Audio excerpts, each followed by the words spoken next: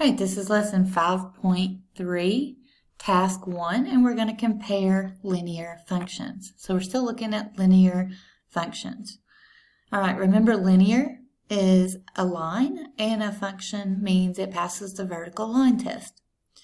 All right, so examine linear functions in different forms.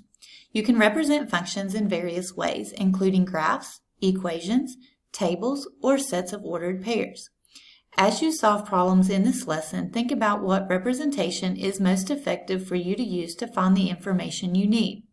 When you compare multiple functions to obtain the information you need, you may need to represent one or more of the functions in a different format or convert between representation. All right, below are 4 linear functions represented in 4 different ways. All right, so you can see that f of x is an equation. H of x is ordered pairs. This is g, so this is g of x, that's a graph. And then j of x is a table of values.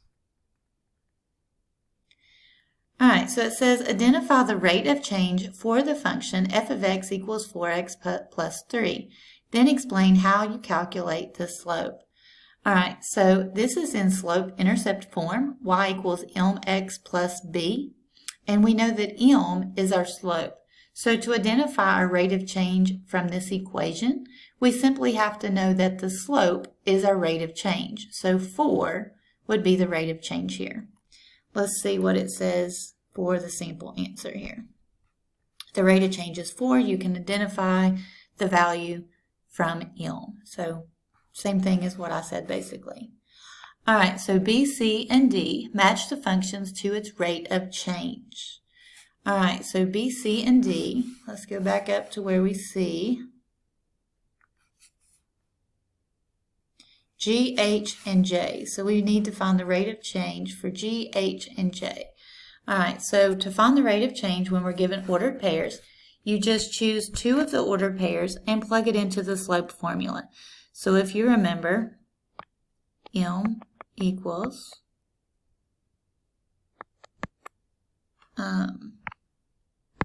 y2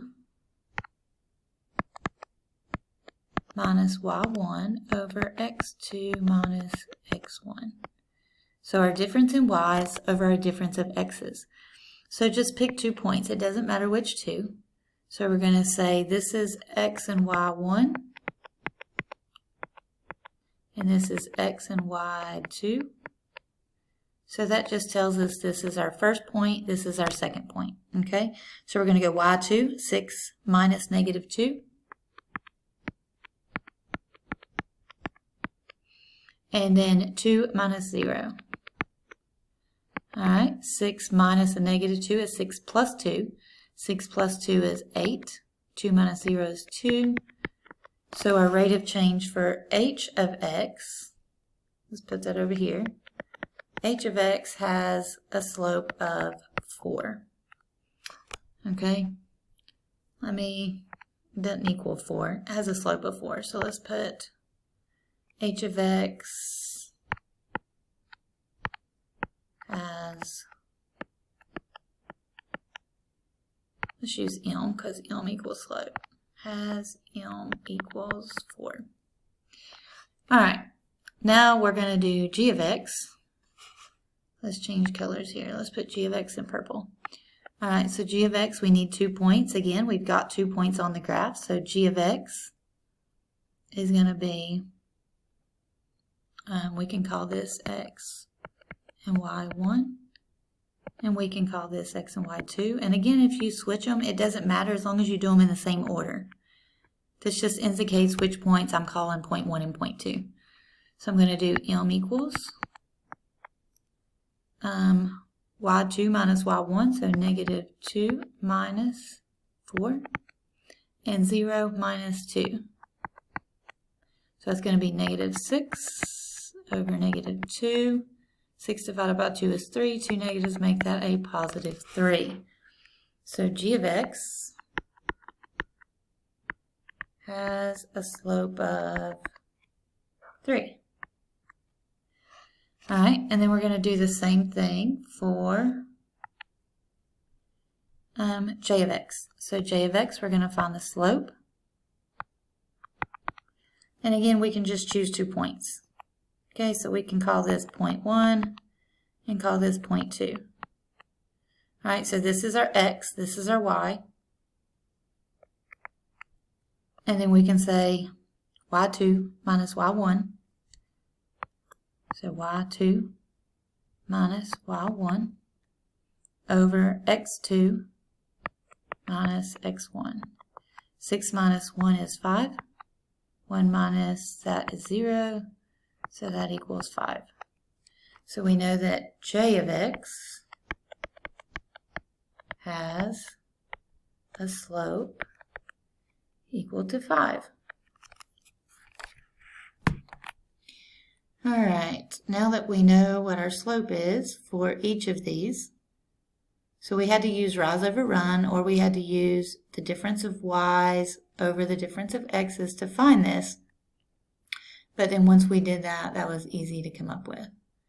All right, so let's scroll back down and see if now we can answer our questions here. All right, so it says B, C, and D match the function with its rate of change. All right, so g of x has a slope of 3. G of x has a slope of 3. H of x has a slope of 4. And j of x, I wrote g, but that one was actually supposed to be j.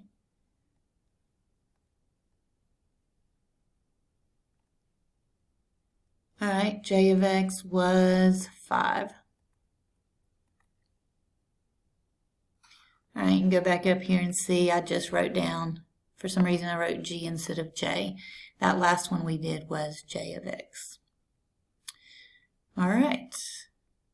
Explain how you calculate the rate of change or slope for J, H, G, H, and J. Okay, so I just used the slope formula. I used the difference of y's over the difference of x's for each one of those. Okay. All right, it says identify the value of f of x equals 4x plus 3 when x equals 0. All right, so when x equals 0, you just plug in 0. 4 times 0 is 0 plus 3. So the value of f of 0 is 3. In general, when y equals mx plus b, the value of f of 0 is b. It's going to be your y-intercept. Because when you plug 0 in here, it gets rid of the slope. Okay? All right, so for f, g, and h, fill in the blanks to identify the value functions for x equals 0. So if we go up here and look at g, g has, when you substitute 0, that's your y-intercept, that is -2. So we can put -2 in for g. And then we need h. When we have 0, we have -2. And that came from our ordered pair, which is fine. We have different representations. We find it a little bit differently. And then j. So when x is 0, j is 1. All right. So if you have an equation, you can plug this in to find the y-intercept. But if you have the ordered pairs, you just look for when the 0 is in the ordered pair, okay, in the x value. All right. That is task 1. If you have any questions, please let me know.